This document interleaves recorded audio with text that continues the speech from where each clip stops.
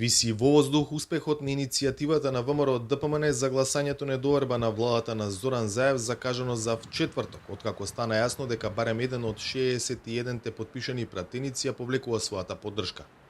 Опозицијата тргна да го разубедува Скендер Реџепи од Алтернатива откако тој изјави дека не сака да биде во исто друштво со левица.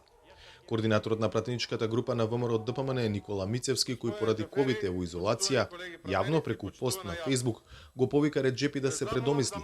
Му понуди друго решение – иницијатива во која нема да фигурира левица, партија проблематична за голем дел од албанските политичари. Колега Скендер Реџепи да го сочуваме достоинството на пратениците и затоа ве повикувам заедно да ставиме крај на газењето на пратениците од страна на хибридниот режим и согласно член 92 од Уставот изберете 19 пратеници од пратеничката група на ВМРО ДПМН кои заедно со вас ќе поднесат нова иницијатива до собранието за гласање на недоверба на владата на хибридниот режим СДСМ-ДУИ. Да нема изговори зошто се потпишал овој или оној, бидејќи ова е гласање против хибридниот режим на СДСМ-ДУИ, му порача Мицевски на Реџепи. И лидерот на левица се вклучи во одоброволување на дел од албанските пратеници клучни за потенцијално ново парламентарно мнозинство.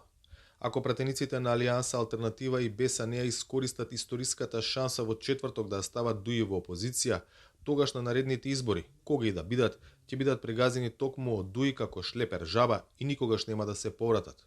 ДУИ од позиција на власт ќе освои 18 пратеници, а тие максимум 9, порача Димитар Апасиев. Партијата на Реџепи Алтернатива, која има 4 пратеници, донесе став дека утре ќе има став за однесувањето на својот пратеник. Не се исклучува можноста Реџепи да не е осамен во позицијата дека не треба да бидат дел од иницијатива во која е и левица. ВМРО ДПМН за чекорот на Реџепи гледа притисок. Се повторува сценариото со притисоци врз пратеници, овој пат подпишани на иницијативата за изгласување недоверба на актуелната влада. Информациите велат дека тие притисоци се интензивни и дека Зоран Заев и неговите пулени не штедат ниту во злоупотребите, ниту во непристојните понуди. Во пресред на гласањето в четврток, доцна синоќа во собранието беше премиерот. Спикерот Џафери го повикал за лично да го информира за поставеното прашање за доверба на владата и за понатамошните деловнички чекори. Партијата на Заев, пак СДСМ, треба допрва да разгледува неговата најавена оставка и наредните потези. Во екот на политичката криза во земјава утре доаѓа холандскиот премиер Марк Руте.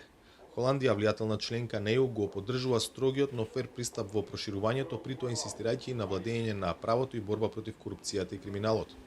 Неговата посета е прва на висок представник на земја членка на Унијата откако државата влезе во турбулентен период и е само еден ден пред гласањето доверба на владата. За Гласот на Америка, од Скопје, Владимир Мирчевски.